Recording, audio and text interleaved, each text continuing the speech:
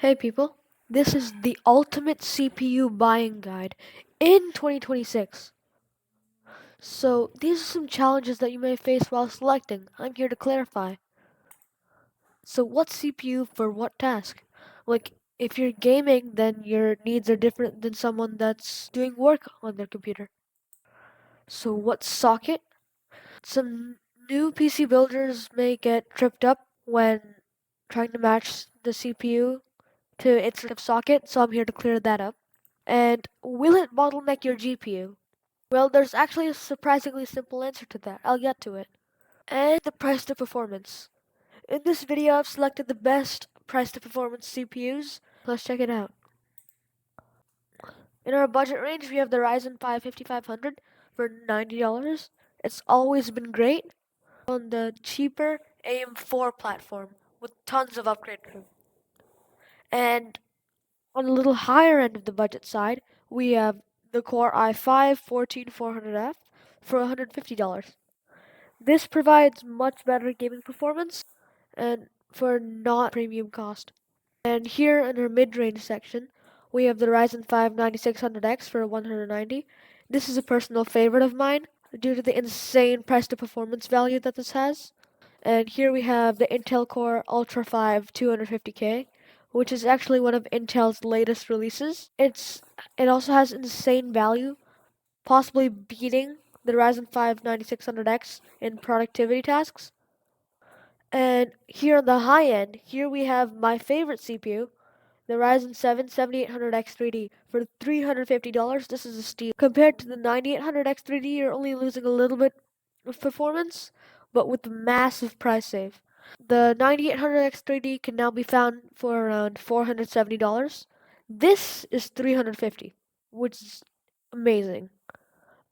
And if you want the top of the line gaming and productivity performance, Ryzen 9 9950X 3D. And here, for our workstations, we have on the budget end the Ryzen 7 5800X $200. This on the AM4 platform allows you to use the cheaper DDR4 to avoid all the insane DDR5 prices. So that's a really good pick for a budget workstation. But if you want something on the AM5 platform with a little bit more upgrade room, here we have the Ryzen 7 7700X for $250. For just $50 more, you unlock a whole new world of performance, but that requires the DDR5 RAM we kind of want to avoid right now for budget. Here on the mid-range side, though, we have the Ryzen 9 7900X for staggeringly $300. This 12-core CPU has some insane value for productivity, as all of its other competitors at the same price point don't really have the kind of core count that it has. But on Intel's front, we have the Core Ultra 7 265K at $299. The 270K should be out soon. That would be a much better buy. But for now, this is the best that they have, and it's pretty good. And here on the high end, here we have the ballers. Those who actually make money with their PC. The Ryzen 9 9950X. It's substantially cheaper than the X3D variant, and for the workstation, the 3D Vcache won't come into use that much unless you're doing something very specific. You know what that is. And then there's the Threadripper Pro 9965WX. This one's actually terrible for gaming due to like slower clock speeds, but it has insane core and thread counts, which is perfect for like 3D modeling and stuff. And here on the socket front, this is Intel. If your CPU is Intel Core without the Ultra, and its 5-digit number starts with a 12, 13, or 14, it is socket LGA 1700. Now, these sockets can support both DDR4 and DDR5, making them perfect for both high-end and budget builds. But if the Intel CPU does have the word Ultra on it, then it's socket LGA 1851, which is DDR5 only, but it actually has an integrated NPU, neural processing unit, which is helpful for running like AI locally and running AI processes, I think.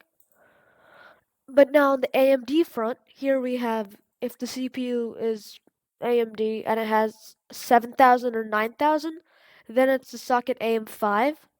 However, if it's AMD and it's 1,000, 3,000, 5,000, then it's socket AM4. And AM4 supports DDR4, AM5 supports DDR5. And here we go. So about not bottlenecking. So each tier of CPU can go with each tier of GPU. It's actually based on price mapping. So let's say you went with the Ryzen 5 5500. You can like pair that with a decently budget GPU like the RX 6600 XT, or if you're feeling high end, the RTX 5050.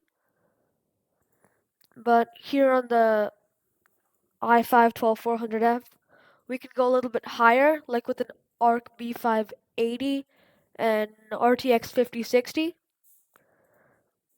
In the mid range, like the 9600X, we can go all the way from an RX 9060 XT all the way to a 5070 Ti. And same goes with the Intel CPU, the 250